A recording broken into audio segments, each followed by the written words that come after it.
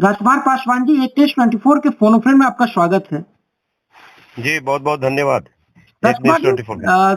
सवाल कुछ इस प्रकार से है कि जिस प्रकार से चौकीदार दफादार का मामला जो है लगातार धरना देने के बाद, आंदोलन करने के बाद, सड़कों पर उतरने के बाद फिर से जो है थोड़ा-सा उनकी आवाज धीमा हो रहा है। क्या एक बड़ा जो है तबका का आवाज को नीचे लाना एक बड़ा वोट बैंक पर असर पड़ सकता है क्या?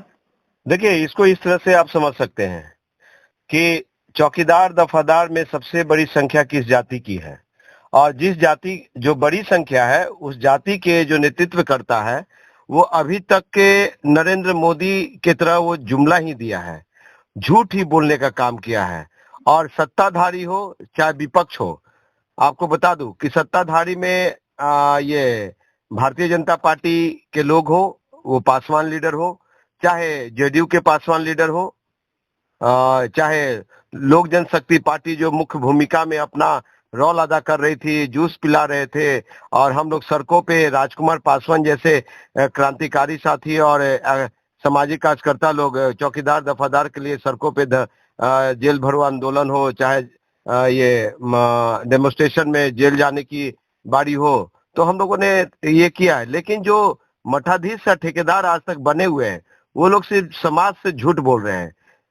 बिहार के पासवानों को शर्म आनी चाहिए कि ऐसे नेतृत्व पे गर्व करते हैं जो अपने परिवार को सिर्फ आगे बढ़ाने में लगे हुए हैं। समाज की चिंता नहीं है, जमात की चिंता नहीं है। लेकिन राजकुमार जी, सवाल ये आपने कहा कि मठाधीशों से क्या तात्पर्य है आपका?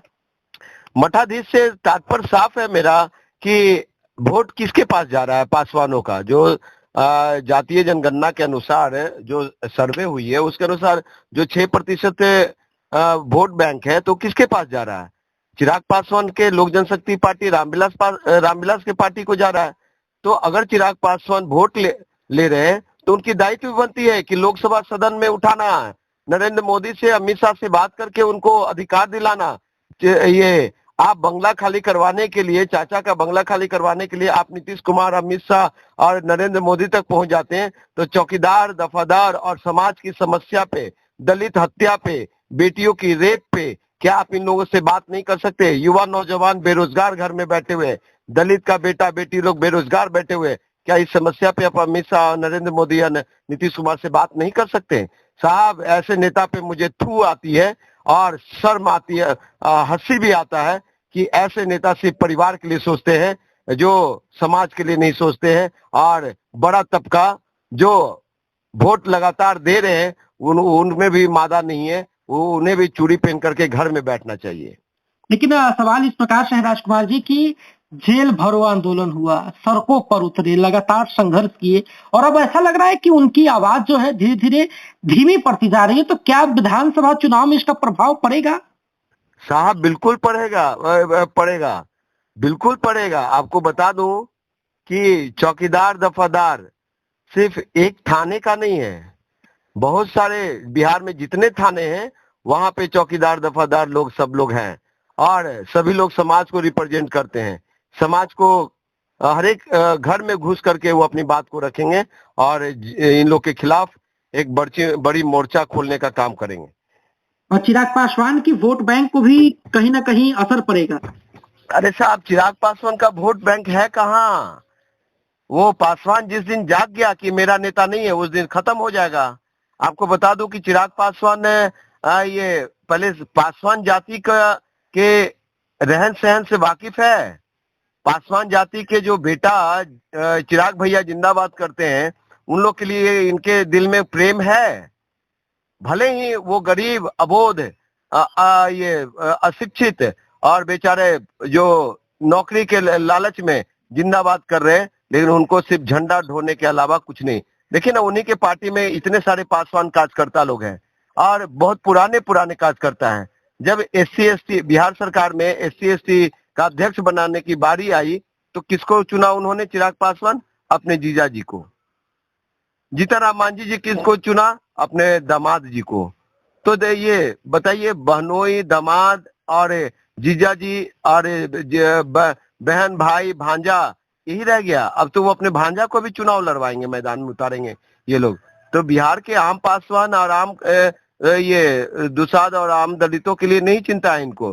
साहब इतने सारे औरंगाबाद, मुजफ्फरपुर, छपरा, सिवान, गोपालगंज में दलित बेटियों को रेप करके हत्या कर दी गई, दलित बेटाओं को हत्याएं कर दिए गए।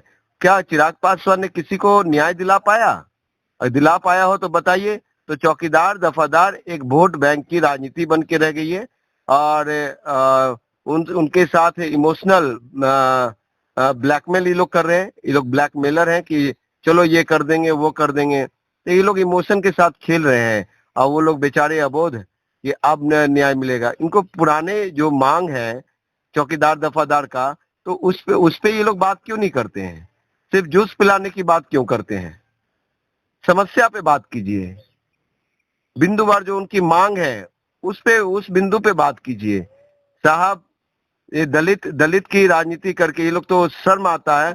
नकली ये लोग दलित है, असली दलित नहीं। अगर असली दलित होते तो आज चौकीदार दफादार की समस्या, यानी सभी लोगों के लिए विधानसभा में रेजोल्यूशन आता है, बिल पारित होते हैं। क्या चौकीदार दफादार के लिए बिल पारित नहीं हो सकता? ऐसा नेता का आप नाम ले रहे हैं, चिराग पासवान का। वो चिराग पासवान, हेलो जी जी, ऐसा चिराग पासवान को आप दलित नेता कहते हैं। वैसे दलित नेता पे तो हंसी आती है कि सत्ता में बैठे हुए हैं और अभी तक बिहार के दलितों को 5 डिसमिल जमीन नहीं दिला पाए। बहुत हंसी आती है साहब। हाँ, बहुत बहुत धन्यवाद राजकुमार पासवान जी, इतनी 24 के फोन में जुड़ने के लिए।